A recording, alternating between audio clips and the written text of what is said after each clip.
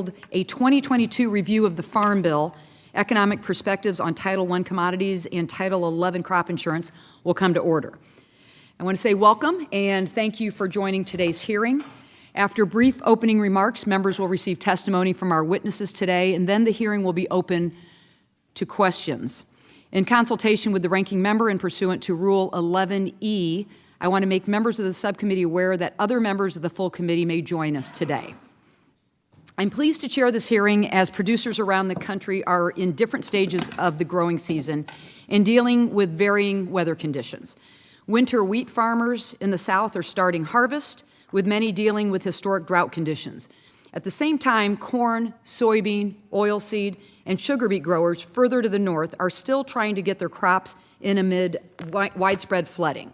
Since the 2018 Farm Bill was written, farmers have experienced the economic impacts of a trade war with China, marketing and supply chain disruptions caused by the pandemic, historic weather events, and now extreme volatility in commodity and input markets caused in part by Putin's unjustified and unprovoked war in Ukraine.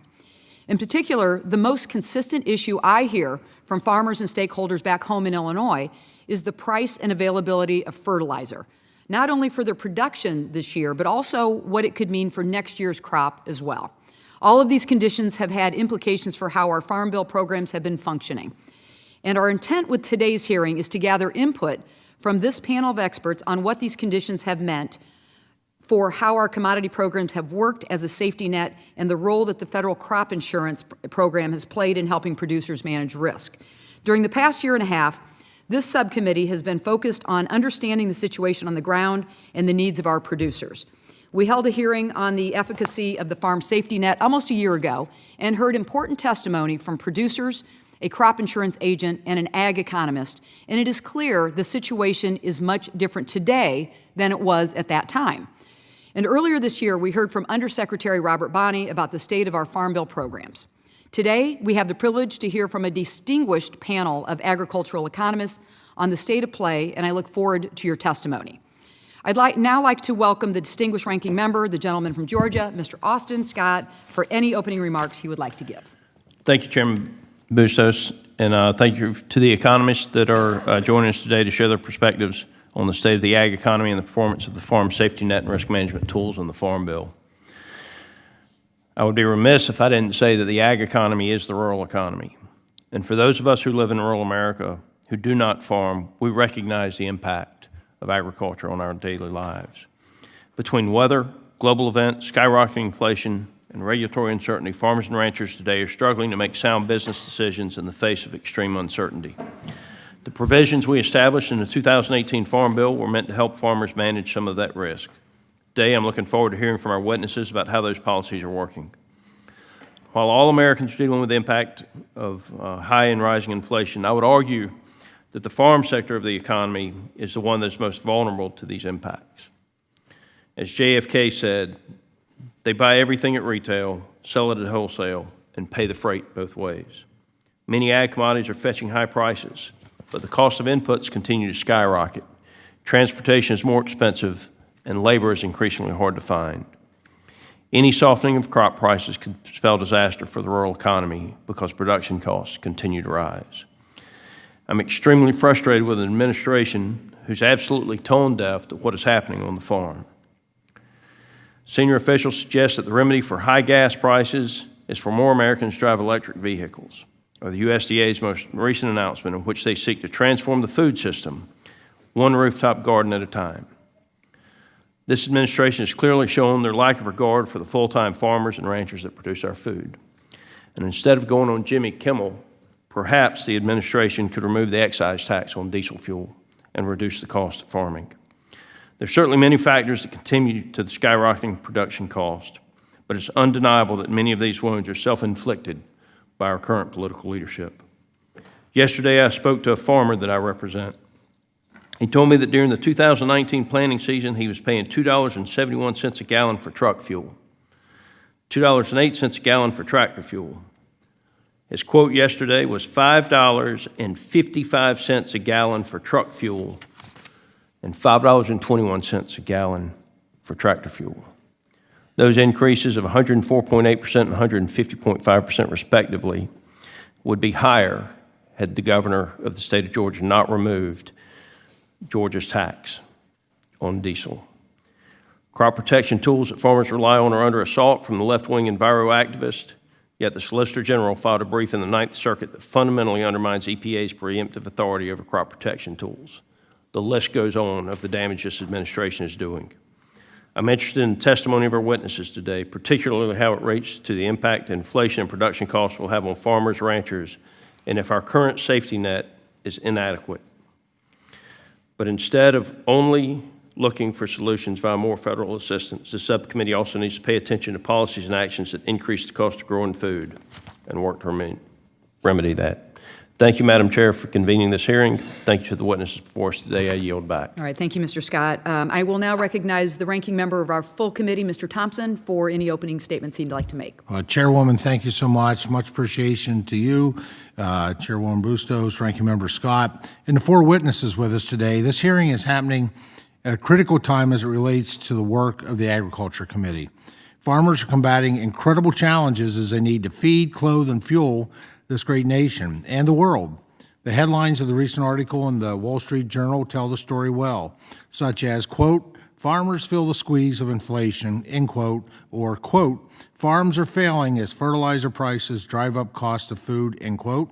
And another headline, quote, farmers are racing against poor weather to plant crops, end quote. That is just scratching the surface of the challenges that our producers face. Additionally, 2 weeks ago, the Congressional Budget Office released the updated baseline for USDA mandatory programs, which paints a challenging picture for this committee as we look to reauthorize the Farm Bill and make key improvements along the way. The critical Title I support programs, ARC and PLC, have spent about $5 billion, or 24% less than expected in the 4 years after passage of the 2018 Farm Bill. And the 10-year expected cost of these programs is down nearly $7 billion. Now, because of their counter-cyclical design, these programs spending less would typically be a good sign, as it indicates commodity prices are higher. However, this is not translating to drastically higher farm profitability because the inputs required to produce crops have skyrocketed as well. In just 1 year, the cost per acre for nitrogen fertilizer is up 130%. Farm diesel is up 110%, and according to USDA's Economic Research Service, farm production expenses are expected to jump by over $20 billion in 2022. All these factors are ones that we must weigh as we begin to consider necessary reforms to Farm Bill programs. There's no better way to understand the current market dynamics and inform process than to hear from the agriculture economists with us today.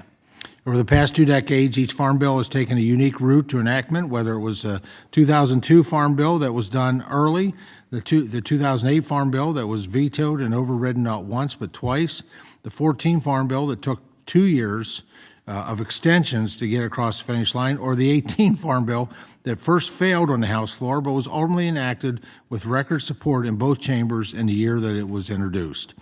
Each one is different, yet the one constant is the preparation, diligent work, and input from stakeholders that ultimately led to success. So again, I want to thank the chair and the ranking member of the subcommittee for convening this hearing, and I eagerly look forward to hearing from our witnesses, farmers, ranchers, and foresters are in the fight to produce safe, abundant, and affordable products that we all rely upon, and they deserve the best possible policies to aid in that fight. It is incumbent upon us to make sure that they know that we are right there with them, and despite all the challenges, we will have their backs in the 2023 Farm Bill. Thank you, Madam Chair, Ranking Member, and I yield back. Thank you, Mr. Thompson, and thank you for being so good about attending our subcommittee hearings. You've been wonderful on that. The chair would request that any other members submit their opening statements for the record so witnesses may begin their testimony and to ensure that there is ample time for questions. We're pleased to welcome our 4 distinguished expert witnesses to our hearing today. We have 2 in person here in Washington, D.C. in our hearing room. We have 2 who will be virtual.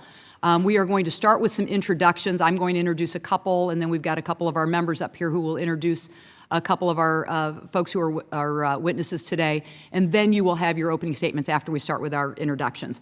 So our first witness is from my home state of Illinois, Dr. Joseph Jansen, who is an assistant professor at the Department of Agricultural and Consumer Economics at the University of Illinois, Urbana-Champaign. And he contributes to Farm Doc Daily, an online resource for farmers across the country. So to introduce our second witness, I will yield to the gentlewoman from Minnesota, Congresswoman Angie Craig.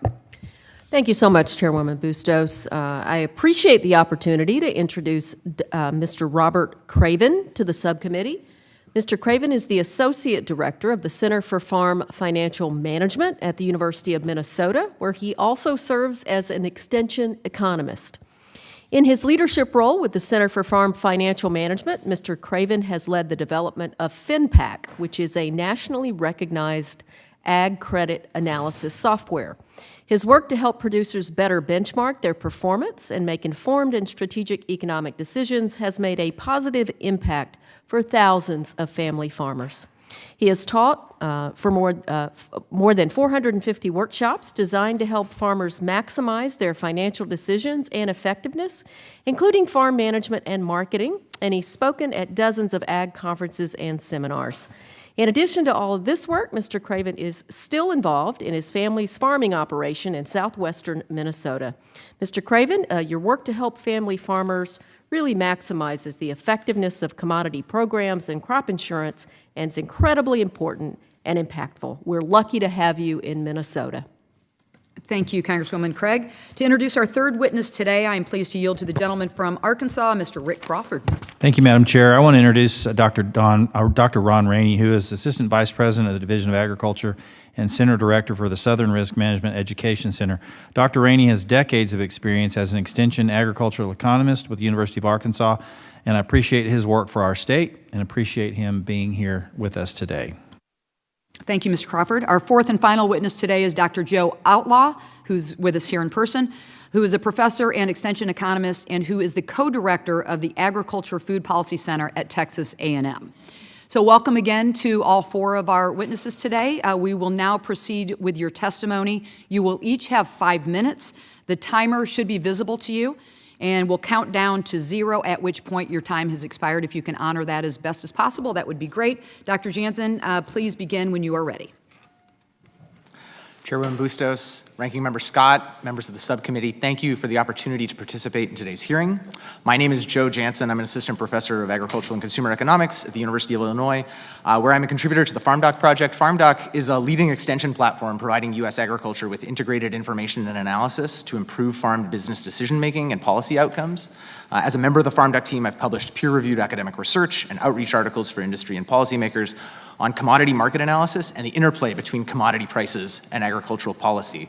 My testimony focuses on changes in commodity prices related to the ongoing war in Ukraine and their implications for current and future U.S. farm policy, specifically the relationship between price levels and Title I farm programs. These programs are an important component of the farm safety net, generally used to address the economic consequences of low commodity prices for U.S. farmers over periods longer than the single production cycle covered by crop insurance. I want to highlight the following. Our expectations for commodity prices are an important determinant of the policymaking process, setting the parameters of these safety net programs. We are currently in a period of high commodity prices. Since the beginning of 2022, corn, wheat, and soybean prices have increased by 20 to 50% from already elevated levels. Supply disruptions due to the Russian invasion of Ukraine are a major cause of the price change, but inventory reductions over the past 4 years, poor growing season weather in the United States, South America, and elsewhere around the world, and strong demand from China and other importers are important contributing factors. Current market price structure suggests elevated corn, wheat, and soybean prices for the duration of the marketing period for the 2022 crop, and lower but still historically elevated prices for the 2023 crop. U.S. farmers do face challenges related to adverse weather and rising costs. However, higher prices for corn, soybeans, and wheat for farmers of those crops are expected to improve profitability for U.S. farmers relative to 2021. For example, University of Illinois crop budgets show expected revenue increases larger than concurrent growth in farm input prices for fertilizer and energy that are also high, in part as a consequence of the Russian invasion of Ukraine. What makes this input situation so difficult is more so the uncertainty around supply chains and the ability to procure the fertilizer and other inputs necessary to produce the food that we all eat. Recent policy proposals have included the use of Title I commodity programs to incentivize U.S. farmers to fill the gap in global supply related to the war in Ukraine. This is a difficult challenge because Ukraine and Russia are low-cost producers of corn, wheat, and other commodities. Commodity supply from Ukraine and Russia can only really be replaced with higher cost production from other parts of the world. Experiences under the 2018 Farm Bill do offer some lessons for policy responses to this situation. Since 2018, Title I commodity programs have played a diminished role in the farm safety net relative to ad hoc programs intended to compensate farmers for specific price declines related to the US-China trade war and the coronavirus pandemic that did not trigger payments under standing programs. This experience suggests there are a number of trade-offs among objectives for US farm policy, including decoupling program payments from production to avoid distorting market price incentives, targeting program payments to specific realized losses, and delivering timely program payments. For example, a rapid, timely response to an observed price change is likely to impair targeting of that program to specific losses. For example, the Coronavirus Food Assistance Program in 2020 compensated farmers for price declines between January and July of that year that proved temporary. Targeting programs to encourage U.S. production when prices are historically high runs counter to the principle that U.S. farm programs should be decoupled from production, a principle that was maintained throughout that series of ad hoc programs developed by USDA. Using Title I or similar programs to increase supply response would also create long-term budget liabilities, and their impact on production and thus on the global market situation may be small. In summary, there's a limited role for farm policy, especially Title I commodity programs, to address the consequences of the war in Ukraine. Current and expected future prices are providing U.S. farmers with a strong incentive to meet this challenge, and they are making every effort to do so, as we've seen, in spite of the ongoing weather and other challenges that they face. Thank you, and I look forward to your questions. Thank you, Dr. Jansen. Mr. Craven, please begin when you're ready. Chairwoman Usda, Ranking Member Scott, and members of the subcommittee, thank you for the opportunity to speak with you today. I'm sorry I can't be there in person. I'm Bob Craven, Extension Economist and Associate Director of the Center for Farm Financial Management at the University of Minnesota. The center has a long history of providing decision support tools and training to agricultural producers and the professionals that support them. One of our major efforts is farm benchmarking to help producers better understand their financial performance and make better decisions. We collaborate with farm business management programs in over 20 states to provide tools and educational support. These programs work with individual producers on their record keeping, planning, and analysis of those records. Currently, the analyses from producers in 12 of these states are then loaded anonymously into the FinBin database, the largest public searchable database of farm financial information in the U.S. There are currently over 3,300 producers in the database with data that spans over 20 years. The FinBin data is the basis for my presentation today. I'm going to go ahead and share some charts on the screen so that you can look along with me on those. Chart 1 shows median net farm income over the past 26 years. Net farm income is the amount available for family living, taxes, and net worth growth. 2013 through 2019 represented a period of low net farm income. The average rate of return on assets during that period was 2.5%. Under 4% is considered weak. 2020 and 21 saw a significant improvement in profitability. The median income in 2021 was just over $166,000, up from just under $109,000 in 2020. ROA in 2021 was much improved at 11%.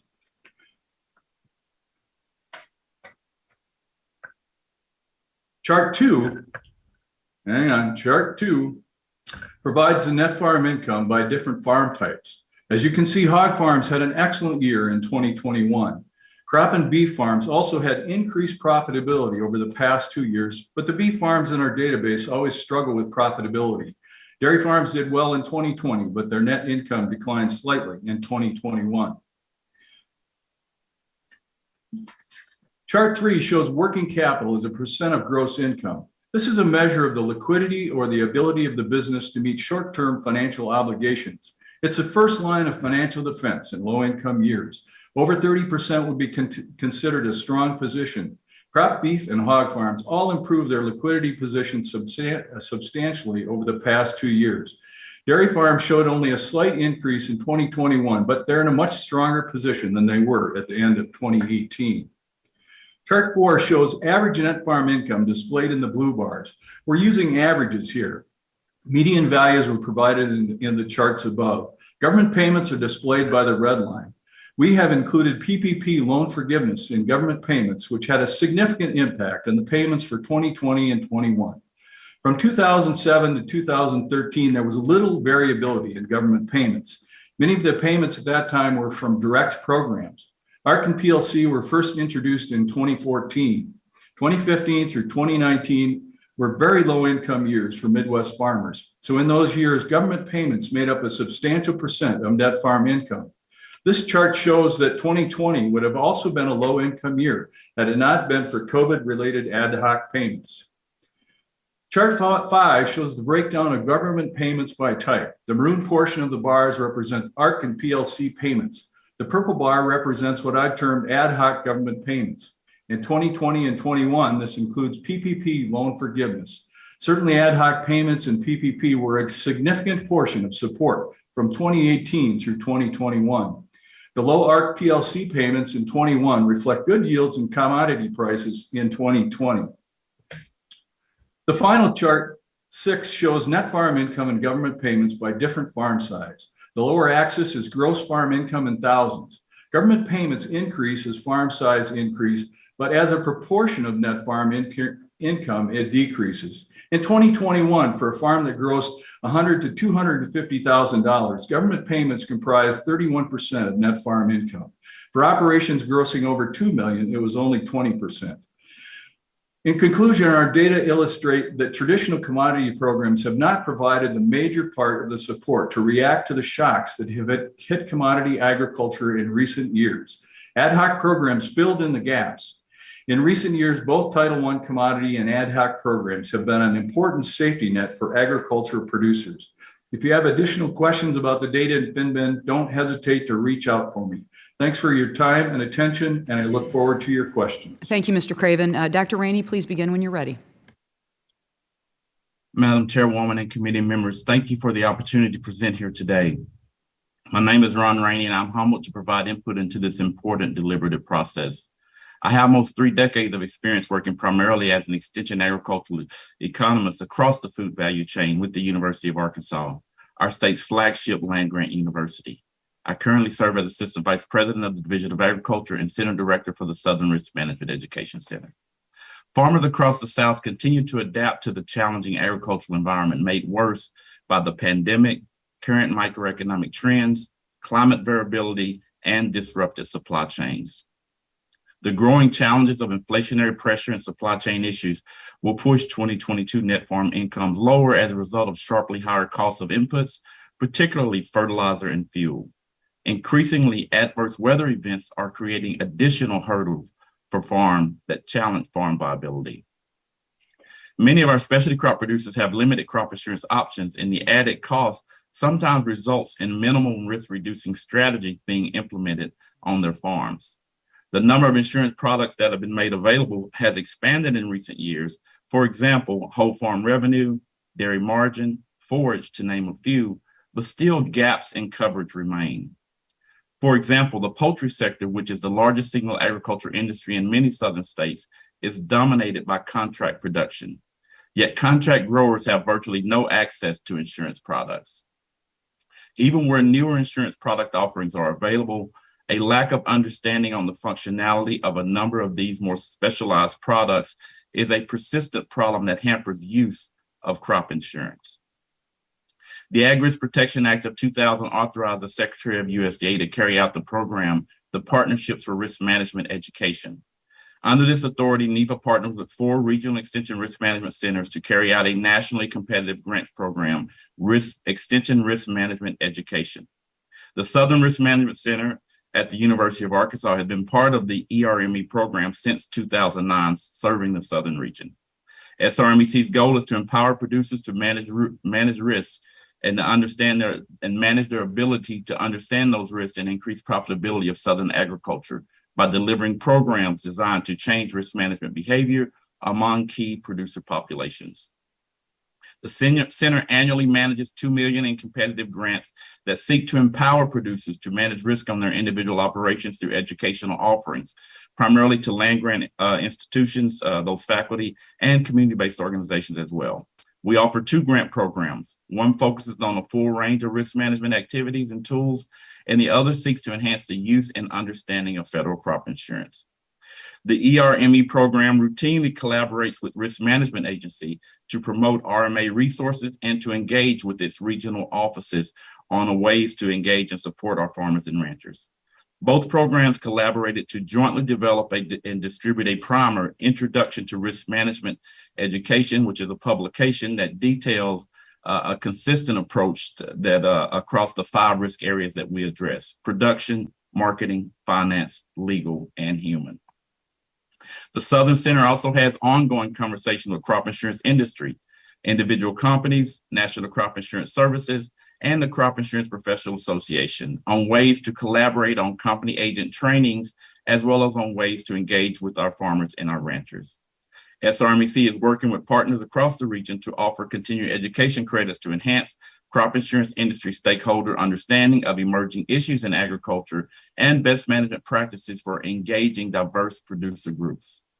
The Census of Agriculture reveals that most socially disadvantaged farmers and ranchers on average operate relatively smaller size farms, thereby leveraging smaller operating loans to produce their crops each year.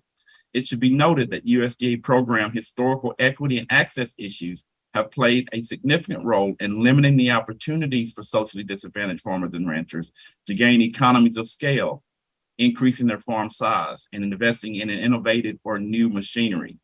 The lack of opportunity to scale up results in lower productivity and relatively higher input costs on average. Even when socially disadvantaged farmers and ranchers participate in USDA programs, they receive a disproportionately lower level of federal support in terms of funds to reinvest in their farms.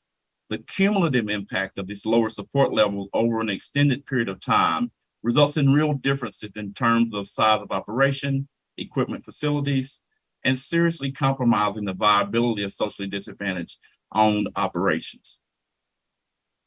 Another issue that continues to plague socially disadvantaged farmers and ranchers is real and perceived trust issues resulting from current and past experiences and ongoing confrontations.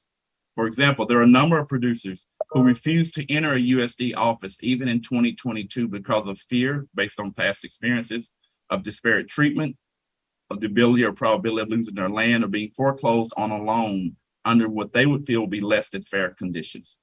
Therefore, the ability to build and restore trust in relationships is a critical hurdle to effectively reach marginalized producers and their communities with USDA programs and resources. To carry out our programs, Dr. Rainey? Yes, ma'am. Your time's expired. Can you wrap it up like in a couple seconds? Yes, ma'am. So we annually collaborate to carry out our programs with both 1862 institutions, 1890 institutions, with some of their outreach specialists. And I just want to close by highlighting a program that we recently launched in partnership with Dr. Outlaw and his center to launch Southern Ag Today, which is a collaboration to do a daily news analysis which focuses on Southern agriculture and its producers. All right, very good. Thank you, Dr. Rainey. Appreciate that. Dr. Outlaw, please begin when you're ready. Chairwoman Bustos, Ranking Member Scott, members of the subcommittee, thank you for the opportunity to testify on behalf of the Agricultural and Food Policy Center at Texas A&M University as you focus on opportunities to enhance Title I and 11 programs. As many of you know, the primary focus of AFPC has been to analyze the likely consequences of policy changes at the farm level with our one-of-a-kind data set of information that we collect from commercial farmers and ranchers located across the United States. Working closely with 675 commercial producers has provided our group with a unique perspective on agricultural policy. Currently, we maintain the information to describe and simulate 94 representative crop and livestock operations in 30 states. In order to provide perspective on Titles 1 and 11, I wanted to briefly summarize a recent report that looks at farm profitability in 2021 relative to 2022 relative to 21 for our 64 representative crop farms in the face of higher input and output prices. For this report, we asked our panel members to provide their cost per acre for each of those years. While some producers were able to benefit by locking in input prices early in 2021 for this year's crop, most indicated very little ability to do so. The news is full of stories about inflation. It is averaging 8.5% so far this year for the average American. The lowest year-over-year inflation farmers are seeing is twice that on seed, with most commodity categories many times higher. The following are highlights of the analysis that are relevant for today's hearing. Net cash farm income in 2021 included a significant amount of ad hoc assistance. Absent another infusion in 2022, we estimate that significant increases in input prices will result in a decline in net cash farm income in 2022 relative to 21. However, despite the income reduction from 21, most crops will likely still result in positive net cash farm income for the representative crop farms. The noticeable outlier is rice. 2/3 of rice farms are facing losses in 2022. Having worked with farmers over the last 30 years, I want to make sure you understand we are talking about historic amounts of capital that farmers are putting at risk. Throughout my career, I have referred to the programs in Title I and Title XI as the three-legged stool that serves as a safety net for U.S. producers. Agriculture Risk Coverage, ARC, and Price Loss Coverage, PLC, and the non-recourse commodity loan program serve as two of the legs, while the federal crop insurance program serves as the third leg. Price loss coverage was established in the 2014 Farm Bill using the cost of production as a basis for setting the level of protection for each covered commodity through reference prices. PLC rates worked fine while inflation was fairly low. However, the reference prices are in dire need of increases to remain relevant. Producers' costs have increased substantially, and the current reference prices are not providing a relevant amount of protection. Agriculture risk coverage was also established in the 2014 Farm Bill. ARC uses a 5-year moving average of historic prices and yields to establish a benchmark that is used to determine the level of protection producers receive. While good when coming off of relatively high prices, ARC proved worthless when prices declined and remained relatively flat. Since ARC has a reference price embedded in the calculations, raising reference prices will make ARC attractive as a revenue protection safety net alternative. Assuming these two alternatives are used going forward, instead of forcing producers to pick the tool, ARC or PLC, they want, I would suggest allowing them to receive the benefits of whichever is higher in a given year. This would cost nothing more than if producers have chosen wisely. Historically high input costs have also highlighted the shortcomings of basing safety nets on prices and/or gross incomes alone. This may present an opportunity to explore adding margin coverage. However, I would urge you to proceed with caution. Dairy offers an instructive example. Dairy margin coverage was added in the 2014 Farm Bill, but the initial version was a flop that has taken years and a lot of money to improve. The non-recourse loan marketing program works as it was designed. The rates have largely remained unchanged over the past 30 years, losing ground to inflation. The rates need to be raised to increase the amount of the crop that is being protected, which will cost money. Federal crop insurance is an enormously successful public-private partnership that stands today as a primary safety net tool for U.S. producers. As I've said many times in front of Congress, do no harm to crop insurance and stop outside interest groups from trying to tie provisions of their pet projects to crop insurance. For example, linking climate change practice adoption to insurance program subsidy levels. While this hearing is about the Farm Bill, I would be remiss if I didn't mention the last 5 years of ad hoc disaster assistance. I believe the upcoming Farm Bill provides an opportunity to help address some of the shortcomings of ad hoc assistance that ad hoc assistance was designed to address. Madam Chairwoman, thank you. This completes my statement. Thank you, Dr. Outlaw. At this time, members will be recognized for questions in order of seniority, alternating between majority and minority members. You will each be recognized for 5 minutes, each in order to allow to get to as many questions as possible. Please keep your microphones muted until you are recognized in order to minimize background noise. For starters, I'll recognize myself for 5 minutes and start with our line of questioning. In my question, just so all 4 of you are paying attention, I'd like all 4 of you to address it. And Dr. Johnson, I'm going to ask you to address it first just because you're from my home state of Illinois, all right? So you get that benefit. So here you go. What's an appropriate metric we should be using to evaluate how the safety net should be structured? ARC kicks in when there are relatively significant drops in revenue compared to the previous few years. PLC kicks in when prices drop below a set level. And producers face risk now of tightened margins. How should we think about an appropriate structure of the farm safety net? This is really to help us start laying the foundation for what do we want to consider as we look at the 2023 Farm Bill. Dr. Jansen, we'll start with you. I think an appropriate measure is, a starting point is the level of price. And looking to this is a long-standing debate about whether we should have sort of flexible or fixed parameters. And it's something that I think it would, if Congress wants to step up and say that we know what the long-run level of price is that we would like at which we'd like to fix the safety net, then the PLC reference price is that parameter in current policy and likely to be something similar in policy going forward. So we need to decide what that price is. And it's important to remember that that's the season average price, not the price on one day, but the price over the course of an entire year. And I think it's important to recognize that we have a situation right now where prices are high, but people are worried about price declines. But it's important to sort of wait until those price declines are realized and we understand what net farm income is in a given year before we sort of define whether there's been a realized loss that's worth having some sort of policy intervention to cover. Very good. Dr. Outlaw, if you can answer the question as well. I tend to take a little bit different view. I look at the cost of production as basically something that tells me we need to cover a good portion of the cost if we're going to keep people producing in this country.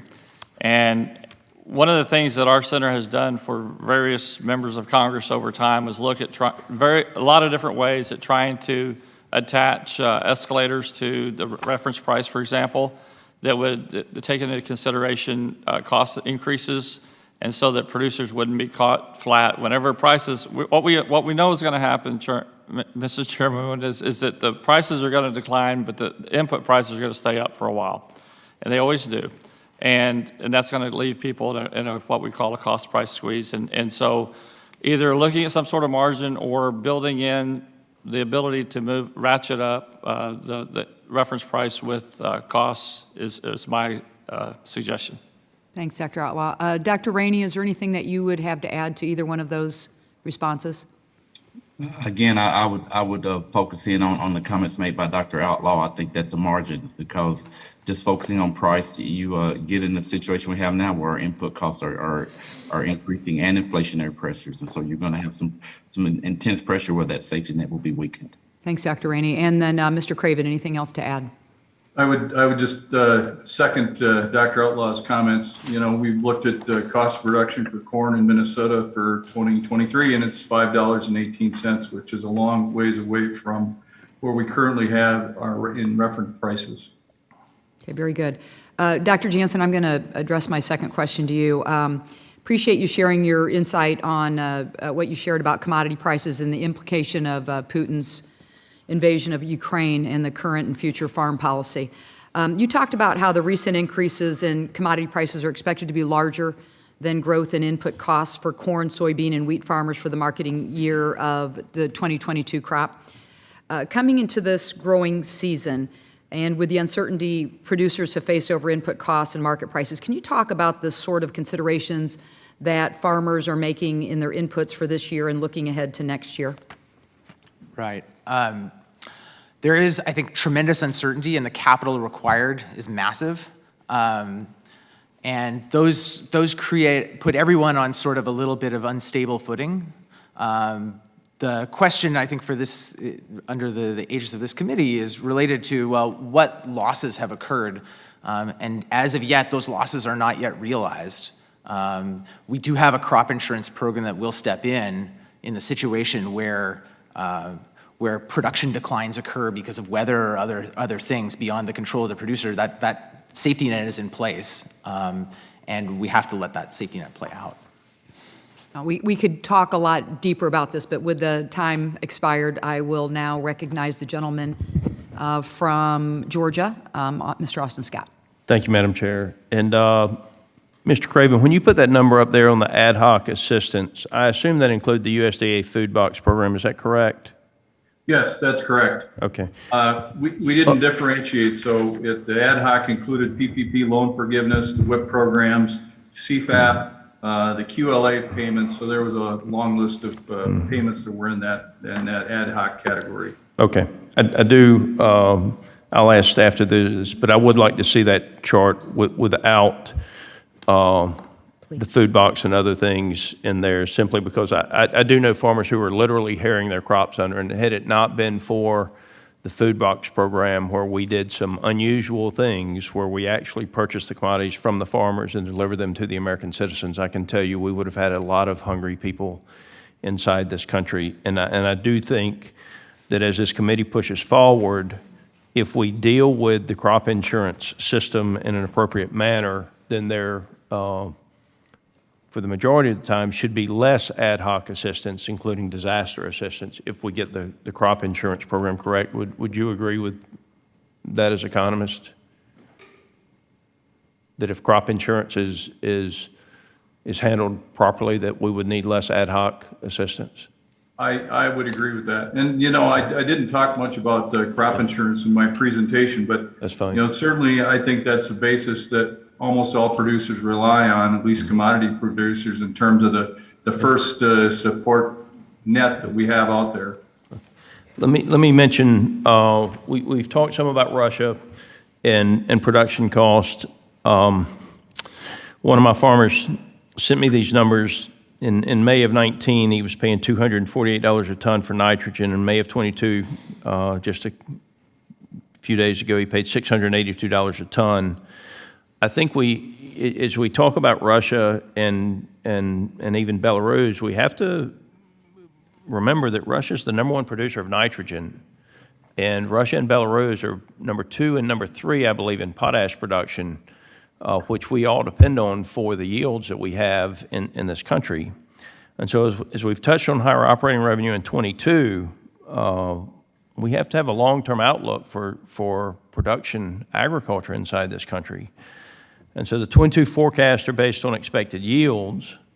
Inputs have gone up, particularly fertilizer and diesel. I know many farmers are looking to save costs by applying less nutrients. We had an issue where Union Pacific curtailed fertilizer shipments. Now, I understand that they undid that, but certainly if you don't have the ability to get the nutrients in the crop in a timely manner, then that impacts yield. If farmers are not able to get the nutrients on their crops, if this prevalent behavior results in lower yields, how concerned are you that actual operator returns would be significantly less than currently anticipated?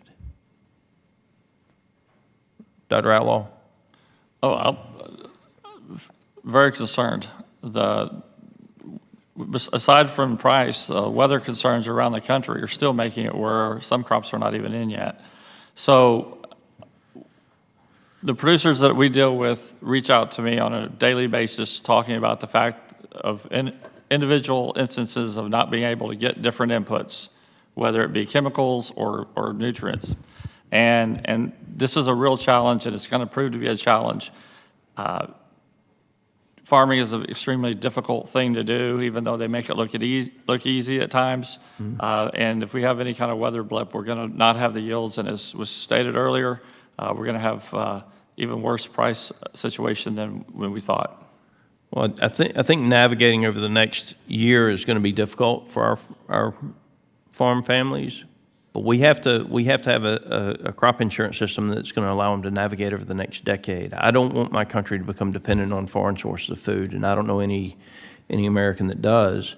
I would suggest that none of you have spoken about the removal of some of the products. I mean, glyphosate, dicamba. As you remove those products from the farmers' tools, what is that going to do to the yields in this country? Dr. Outlaw? They're going to go down. I think that's important for Americans to understand, that as liberals use the courts and other things to remove the products that we need as farmers to produce the food supply for America and the rest of the world, that as our yields go down, the prices for Americans at the grocery stores is going to go up. With that, Madam Chair, I'll yield. Okay, thank you, Mr. Scott. I will now recognize the gentleman from Arizona, Mr. O'Halloran. Thank you, Madam Chair, ranking member, for this meeting today. It's important for our getting prepared for the Farm Bill. I've been interested in hearing what I have so far this morning, and it's my belief that we have to find a way for better flexibility, innovation, and timely action. Congress and government in the whole have to start to understand that these dynamic markets that we're seeing now are not going to go away anytime soon, and we have to be prepared for that in the long run.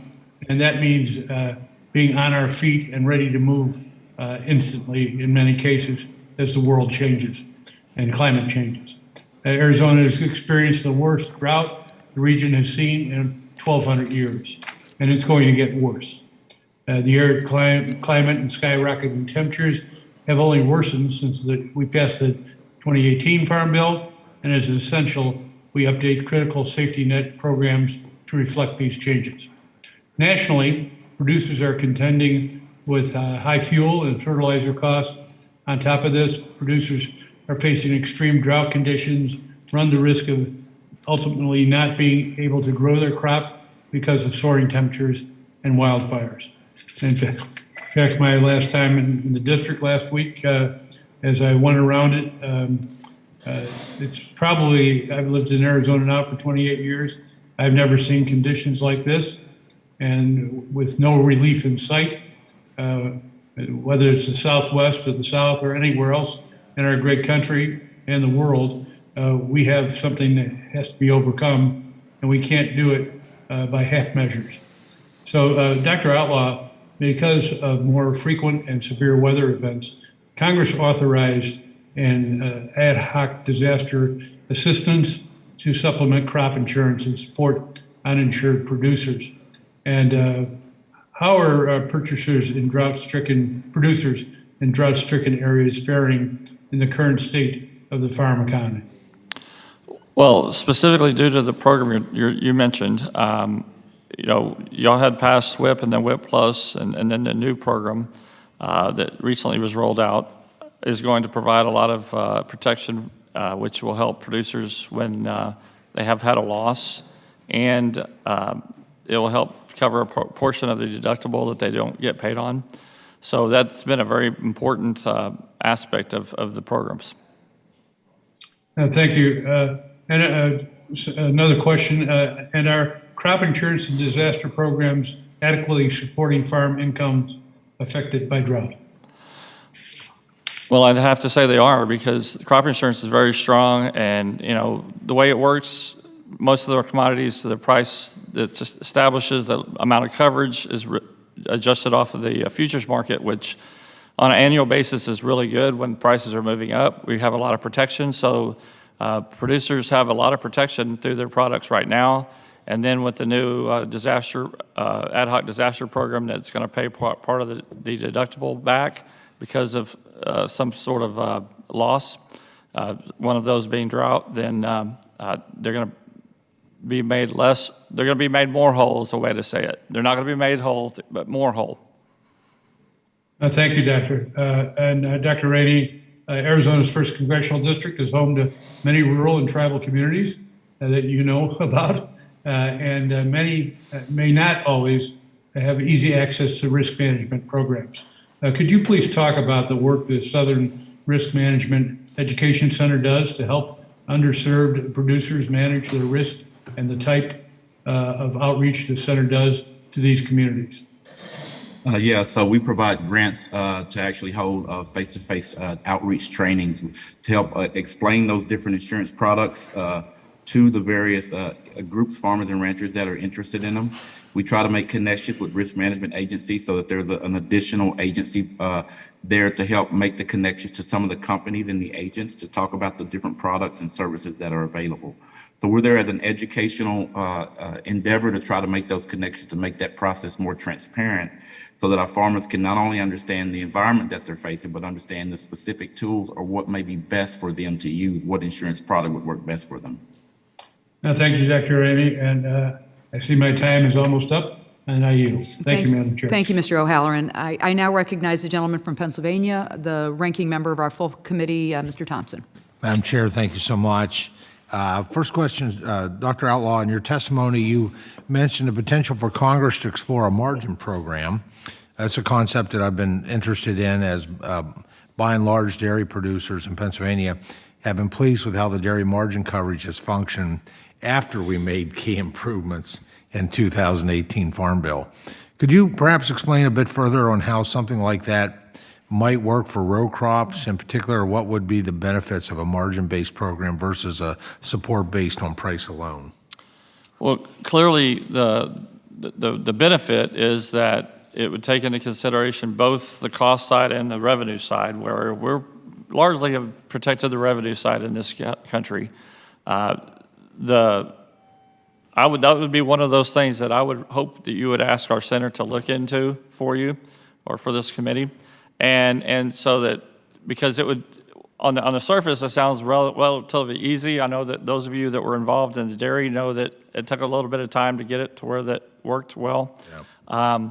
And what I would say is maybe you would want to consider doing a pilot for a certain commodity, or because while it was very simple to among us economists, we would come up with, well, on the cost side, fertilizer, clearly fuel and labor, and there's a whole lot of things that would matter for a certain set of crops that might not matter as much for another set of crops. So we'd have to be really careful to make sure that we did it balanced. But it would be worth looking at for sure. Yeah, absolutely. I mean, a lot of variables in farming, right? Soil types, climate, moisture, but the bottom line is that agriculture is a business. And at the end of the day, it's not what you bring in, it's the margin you're left with. And I have tremendous concerns with where we're heading right now. On that note, while prices for most commodities are at high levels and some paint a rosy picture for agriculture, I think that's mostly by folks who really don't understand that farming is a business, and at the end of the day, it's the margin you're left with, if any. I'm not optimistic about this. Net farm income projections are based on an expectation of average yields, which is not a given. Additionally, it will only take some softening of prices before producers may be underwater. As you've well stated, commodity prices can drop overnight, but input costs, once they're up there, it's difficult to see them lower. Would any of our witnesses care to speculate, I'm asking for your crystal balls now, I guess, about how long we might expect bullish commodity markets, and when prices do begin to moderate, how long would you expect it to take for production expenses to fall? Or is this the new normal? And I know it's speculation. I think we can say from the price signals that we see right now, prices will remain elevated for the 2023 crop. The new 2023 prices for delivery for that harvest are still well above historic levels that say wouldn't cause the PLC program to kick in, for example. Now, probably the biggest factor is obviously the war in Ukraine. Some resolution to that conflict will lower commodity prices both on the output side and the input side. But I think you're right that there's significant concern that even on the input side, there's a host of issues around the world that would leave input prices elevated, and that's a concern for U.S. agriculture going forward. Yeah, just the clearing of those mines in the port of Odessa to allow those grain elevators to be offloaded so they can be refilled. Any of the other witnesses, any thoughts or comments on that particular question? I guess as we look back, Congressman, at 2012 and how many years it took for costs to come back in line with lower prices, it was a 4 or 5 year process before things got lined back up again. So it takes a long time to get those back down, as Joe pointed out earlier. Yeah. Now I'm going to tee this up and would love to follow up individually with you just because all the time that I have remaining. I've been hearing a lot about, and I want to look at the economic impact on commodity prices, but it's a total curveball. It has to do with solar fields on fertile farmlands. And And this, I don't know, I think some of our other members of the committee are hearing about this as well. It's, policies have impact, right?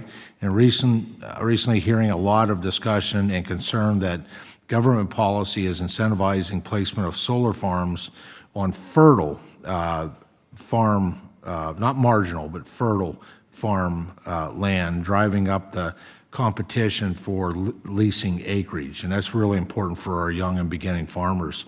And so I'd love to follow up with you, any thoughts you might have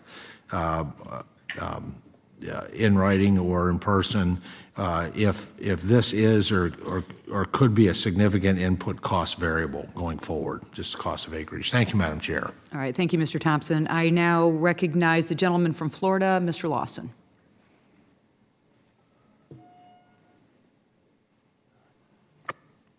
Thank you, Madam Chair, and Ranking Member Scott for hosting this important hearing. I'd like to welcome all of the panel to the committee because it's a very important area. Federal crop insurance is a hugely successful public-private partnership that today stands as the primary safety net for the U.S. producers. However, in your testimony, Mr. Rainey, you discussed the lack of understanding among insurance companies on available products and their lack of engagement with certain products. What do you believe, Mr. Rainey, Congress can do to bridge the gap and encourage insurance companies and their agents to diversify their portfolio and continue to outreach to social disadvantaged farmers? I do think that that is a pervasive issue, and sometimes I think it's just some of the economics of it. Because so if I'm an insurance agent and company and I'm in a high intense row crop commercial area, if I got a portfolio full of large scale commercial row crop producers, I may not even take the time to learn about whole farm revenue, which is what our specialty crop, what a lot of our small growers would be interested in. So any way to enhance that training or understanding, because at the end of the day, some of those agents and companies will tell those farmers, oh, we don't offer that, or they would try to send them to someone else. And some of it's just a profit motive. So as you explore that engagement, I think there's some education with the companies and agents on, to me, it's an entrepreneurship opportunity to diversify their staff to serve this need and really look at what is an economic benefit to those companies and those agents to serve those underserved areas, if you will. I think that would be a first step, is to really have a real discussion with the companies and agents about, or understanding on the areas that they're not serving. Because I think there's a lack of understanding of crops outside of their traditional audience that they've historically served. Okay, thank you. And I would just like to say my district is no stranger to the worsening and more frequent severe weather events and the importance of ad hoc disaster assistance for producers. The next question would be, this question is for all the panel. As we enter into negotiation of the Farm Bill, should Congress consider a permanent disaster program? How do you believe a permanent assistance could build upon existing Title I and Title XI programs?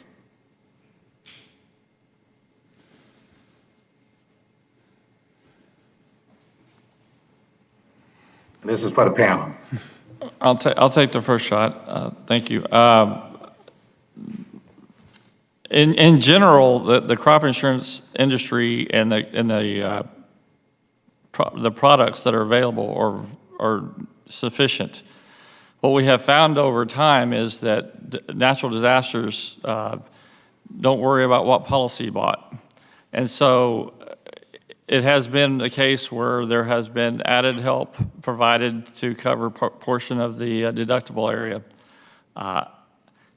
It is certainly within logical thinking to think that if we've done this 5 years in a row, that likely we're going to continue to do this. There's going to be natural disasters, and it would be helpful if there was a plan in place or a set of rules in place of exactly how it was going to work, so that producers would understand what kind of help they might get if this happened, and not leave it to chance or whether you get something passed.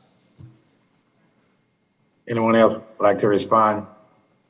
The issue in developing a standing disaster assistance program is always how to define what constitutes a disaster and when will the government step in and when will they not. And that's why these programs have been ad hoc. And the crop insurance program does a good job of defining the types of losses that'll be covered. And so a standing disaster assistance program looks a lot like insurance, but covering the things that we didn't know about the future. I tell you what, in reclaiming my time, Dr. Outlaw, you mentioned in your written testimony that producers should not be forced to choose between agricultural risk coverage and price loss coverage, but the farmers should receive benefits from whichever is higher in a given year. Could you comment on that for me, please, sir? Yes, sir. In the 2014 Farm Bill, that decision was a one-time for the life of the Farm Bill decision, and it really stressed producers out trying to make that decision for the next 5 years, much less what's going to happen this year. The 2018 Farm Bill changed that and made it an annual decision after the first 2 years, and producers would have to decide on an annual basis which of those two products they wanted to go to. All I'm saying is take the decision away from them and allow them, if there was a benefit to be had, allow them to have the higher of the two. A lot of times they're both going to be negative, or I mean, not negative, but zero. And so, but they're good at farming and they don't want to make this decision, and they're really, it puts a lot of undue stress on them. Just give them whichever would be higher, and it can be scored that way. Okay, my time has run out. Madam Chair, I yield back. Thank you, Mr. Lawson. I now recognize the gentleman from Arkansas, Mr. Crawford. Thank you, Madam Chair. Dr. Outlaw, you may recall not long ago, back in March, we had this conversation about the state of the rice industry, and as the representative of the largest rice-producing district in the nation and largest rice-producing state in the nation, obviously I have some concerns about that, on how we know that, as you've talked about here, the Farm Safety Net, particularly PLC, isn't working well for rice producers under the current circumstances, and obviously, and we talked about this, we know we need to enhance that in the next Farm Bill. But you also mentioned during that hearing that, you said the rice industry was not doing well, that rice farmers are not seeing the increases in prices as other commodities are, but experiencing the same pressure with regard to input costs. I've done a little bit of math just since we've been sitting here, and I'm not a mathematician, but based on the conventional enterprise budget in Arkansas, cost per acre, roughly $554 per acre. Of that, 48% is fertilizer costs. Just fertilizer cost accounts for almost half of that enterprise budget. Average yield, 169 bushels an acre. You're a heck of a lot better at this than me, but those numbers look like they don't really pencil out well. Let me give you, you were working on a study for Senator Bozeman as well as Congresswoman Letlow. Can you give me an update on that and how those numbers are shaking out, if they've gotten worse? Yes, sir. The testimony today included the analysis of the request from Senator Bozeman, and it showed that the only farms we have that really aren't going to cash flow this year are rice farms. And 2/3 of them will not cash flow. So we have 15, so you can do the math, that's 10 out of 15 will not cash flow. Certainly for other industries, that prices have risen and it isn't a big concern. But for this industry in particular, there are a lot of reasons for that, which I would call trade distortions from other countries.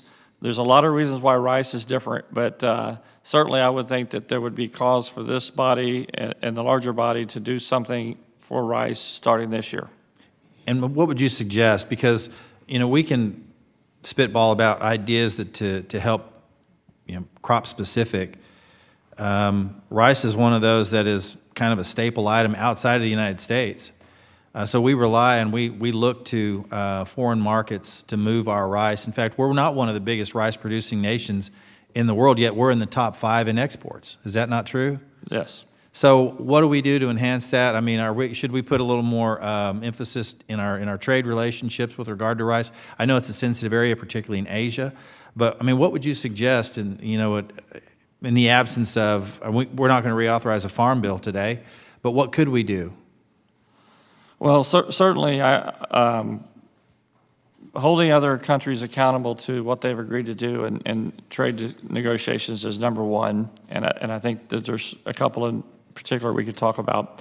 But short of that, I would say that hopefully there would be a situation with some bill that was going to move this year that you could add some assistance targeted towards rice producers.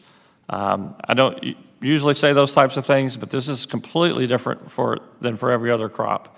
And unless we want to lose producers, which basically rice has got a different infrastructure, we're going to lose that infrastructure. And unless we want to worry about doing that, then we need to provide some help relatively soon.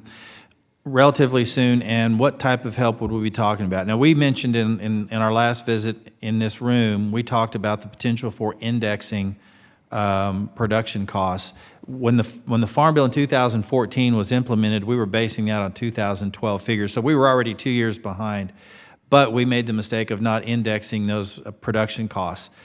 So now bringing that into 2020, you've seen a huge disparity in cost of production in the last several years. Is that an appropriate response? Yeah, I think so. And obviously, as was stated earlier, we've spent a lot of money on CFAP and MFP for losses that were likely to happen that didn't actually materialize completely that we thought. And I'm telling you, these losses are going to happen.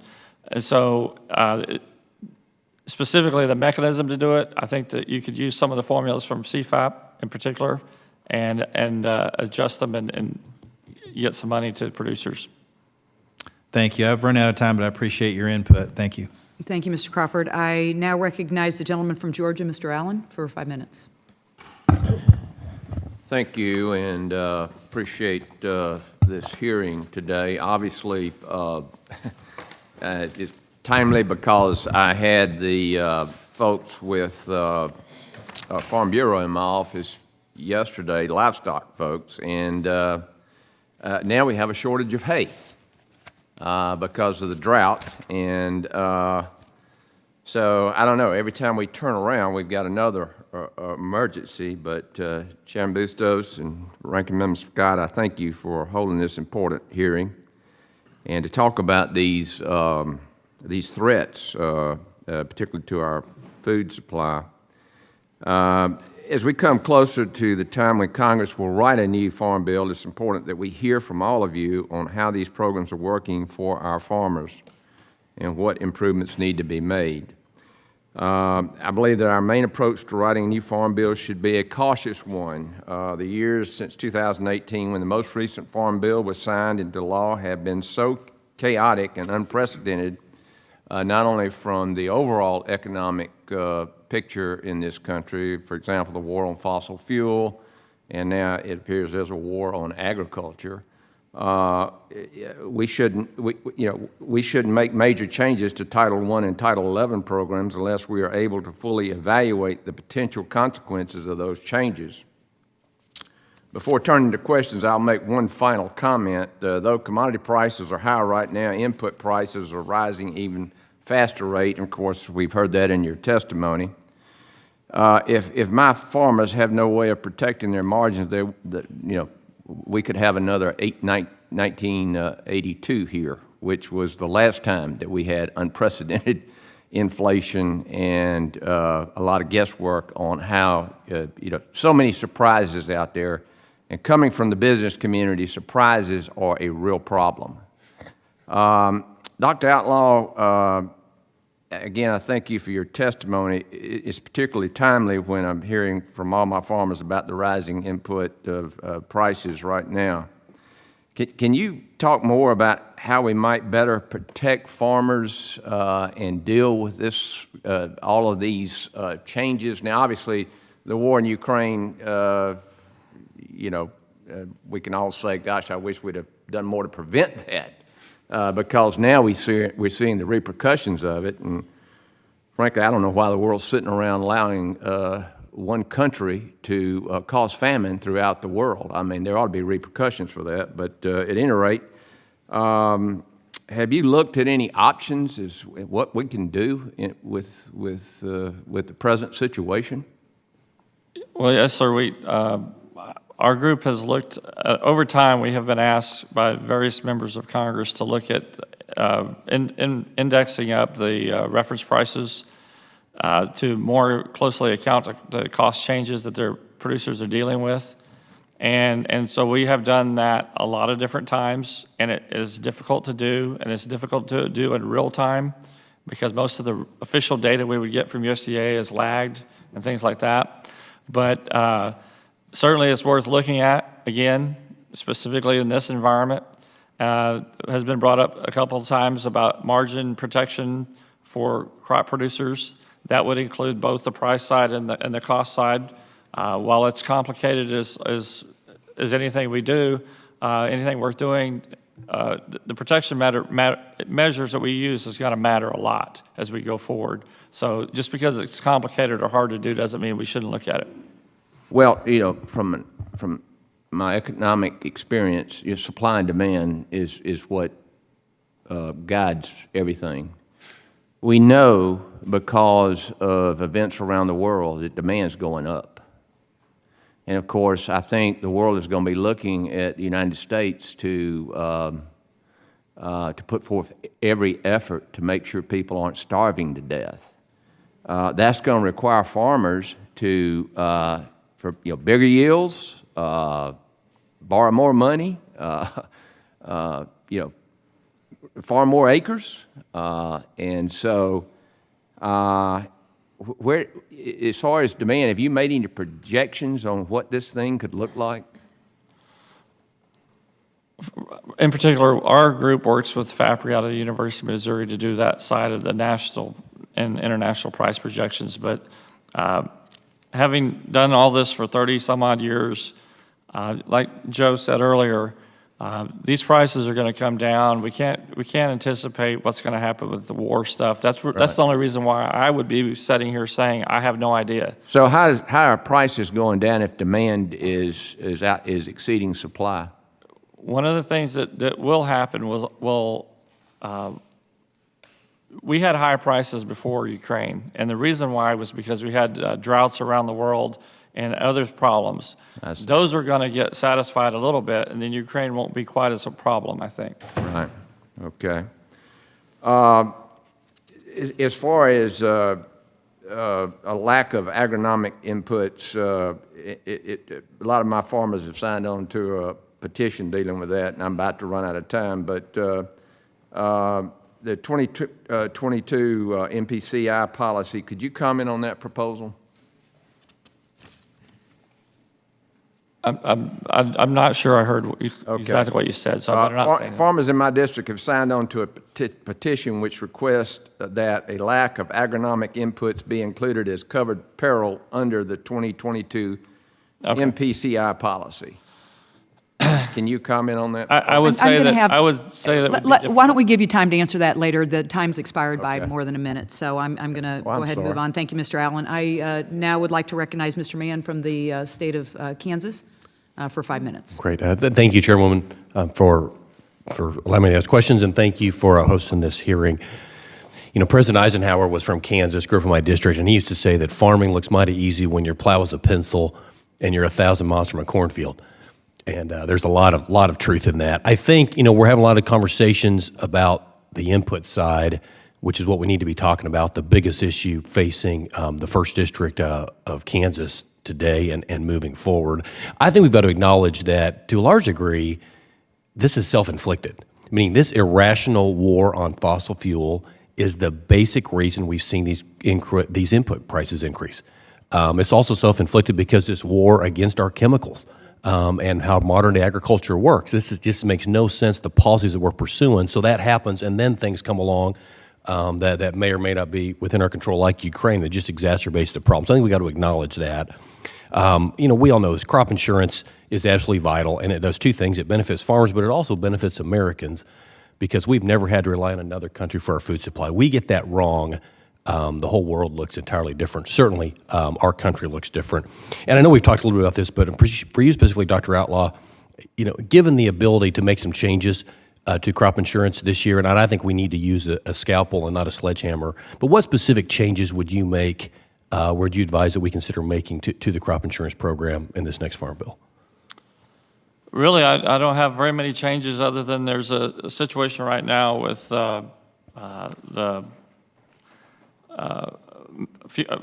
basically back on the ethanol situation. The USDA capped the A&O for agents, and that has caused a problem with providing insurance policies to the specialty crops. And that to me is one of those things. I'm not an expert on it, but I've been reading about it, and it's one of those things that needs to be adjusted sooner rather than later. In terms of the rest of the crop insurance products, obviously, we've got a really good system in place where new policies can be developed, and the government helps policies be developed and paying for the cost, which will make it more likely. So I really can't say that there's anything else that really needs to be looked into for crop insurance other than that A&O issue that, again, I'm not the expert on, but I know it's out there. Okay.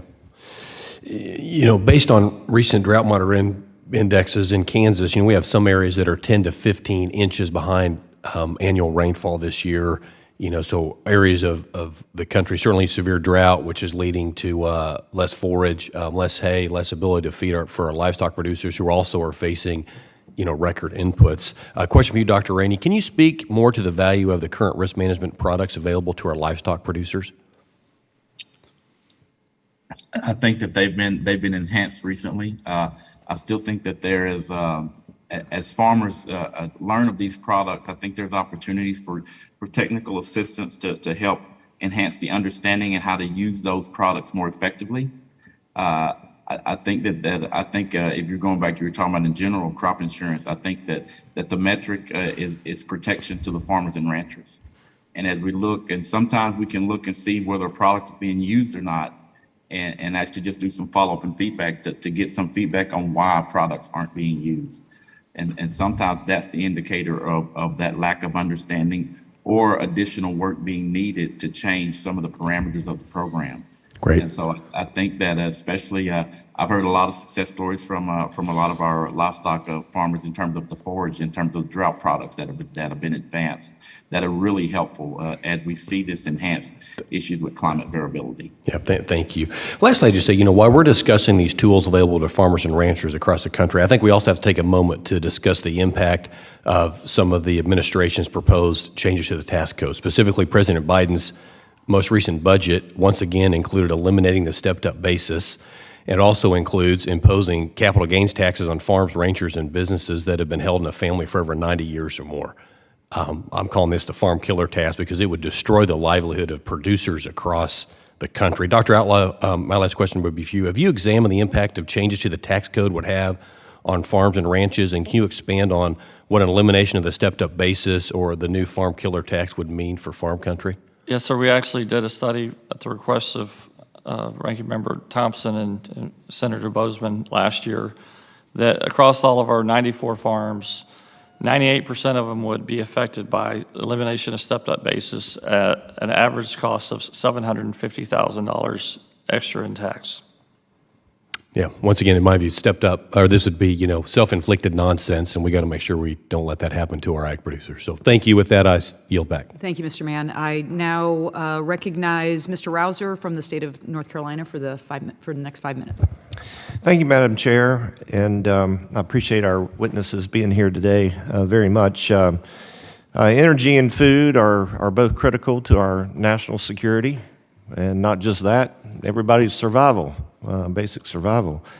I certainly don't mean to be pessimistic, but I think the next several years are going to be pretty challenging. I don't see inflation going anywhere for the next several years. Interest rates are going to be a lot higher. Much higher input costs are going to be with us for some time. And a subject I want to explore a little bit that really hadn't been discussed today in terms of the direct payment that was put in place in the 2002 Farm Bill for our program crops. If you look at that period of time, 2002 to 2014, of course, not all things are comparing apples to apples necessarily, but we didn't have as much ad hoc assistance. Again, not all things are equal. but I do think that's notable. What are the pros and cons to reinstituting that? One of the nice things about it was WTO compliant. It was simple. It was easy. When we did have ad hoc disaster assistance payments, it was easy to piggyback on. Again, everything has its pros and cons. But just curious from the panel, if you can discuss, your thoughts on that. Maybe now is a good time to reinstitute that, given the input costs that are going to continue to be exceptionally high. And it's simple, it's easy, as compared to some of these other alternatives. Any thoughts on that? Dr. Outlaw, I'll start with you. Okay, sure. I've studied this my whole career, and really, there was nothing at all wrong. The producers liked the direct payments. Became a lot of different names for these payments, but they started off as PFC payments, and that changed over time.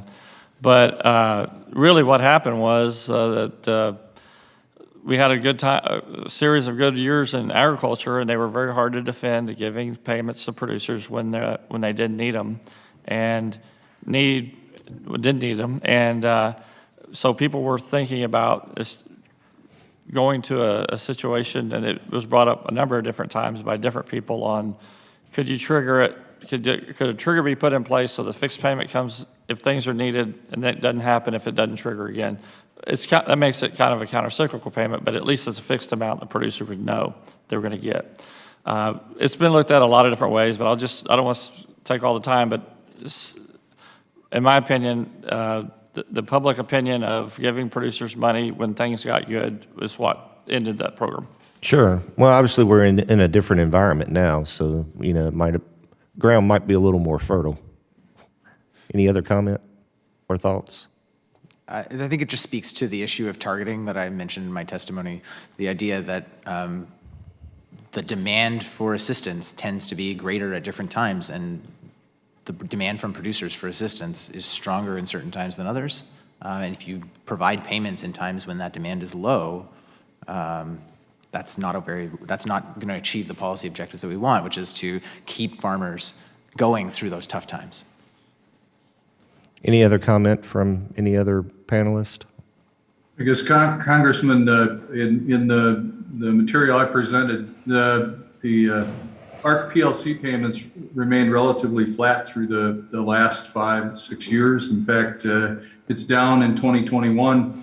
The direct payments wouldn't react to the kind of situation we've seen the last 3 or 4 years. And the ad hoc payments have certainly been the thing that have helped producers in this period. And I'm not sure a direct payment would react quick enough. Okay. Any other thoughts? One quick last thing. There's one thing worse than high input cost, and that is no inputs. I'm concerned about the availability of fertilizer, as we move forward. Any thoughts on that, or any insight that you all might be able to provide on that front? Any projections? If you read the press as much as the rest of us have to, you'd feel a little bit encouraged that they're going to get the bottlenecks figured out. But certainly, the industry has a lot of questions that somebody needs to ask. My time's expired. I yield back. Thank you. Thank you, Mr. Rouser. I now would like to recognize Mr. Baird from Indiana, who's on with us virtually for the next 5 minutes.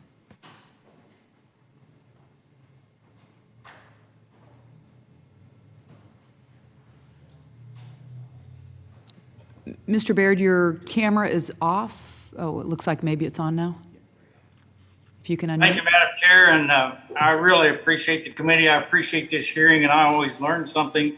So I was really just listening in to hear all the comments, and I think the Farm Bill is so important to the rural communities like my district in West Central Indiana. So I really appreciate the expertise that you have with the committee and the witnesses today. So thank you very much, and I'll yield back. All right, thank you, Mr. Baird. So before we adjourn today, everybody's had a chance to ask questions. I would invite the ranking member to share any closing comments that he may have. Mr. Scott. Thank you, Madam Chair. And I want to thank the people who testified before the committee today. I mean, your input will be key to us as we write the next farm bill. About 90% of the ag production in this country comes from around 12% of the farms. And whether you're a big farmer or a small farmer, the dollars in and the dollars out have to yield to positive revenue or you're not going to be in business. And this is not about every individual farm inside the United States. It's about domestic agriculture production and making sure that Americans aren't dependent on foreign sources of food. And it has everything to do with our independence as a country. And working through the next farm bill and how we handle crop insurance and disaster payments is key to making sure that we're able to keep our domestic ag production afloat during these hard times. I want to thank you for coming. I want to thank you, Chairwoman, for having the committee. I think it's been a good hearing, and I look forward to continuing this discussion as we mark up the next farm bill. Very good. Thank you, Mr. Scott. Mr. Thompson, as the ranking member of our full committee, would you like to make any closing comments? No, I know votes are coming up here soon, so I just want to say thank you for your leadership and the ranking member's leadership on this. Incredibly important. We're farming, as I said before, is agriculture is a business, and at the end of the day, it's a margin. And these are some challenging times based on the testimony we've heard and the things that we're hearing at home too. And it's just great to have these four economists as a part of our farm team to be able to lean on and to get your input. And we will continue to lean on all four of you. So thank you so much for being here and participating today. Thank you, Mr. Thompson. And I want to thank our members for participating today and also our witnesses. We're grateful to you. You shed some light on what's going on out on the countryside, and that's very helpful to us as we gear up to figure out what's going to go into the 2023 Farm Bill. So we're really grateful to you for your time. Under the rules of the committee, the record of today's hearing will remain open for 10 calendar days to receive additional material and supplementary written responses from the witnesses to any questions posed by a member. This hearing of the Subcommittee on General Farm Commodities and Risk Management is adjourned.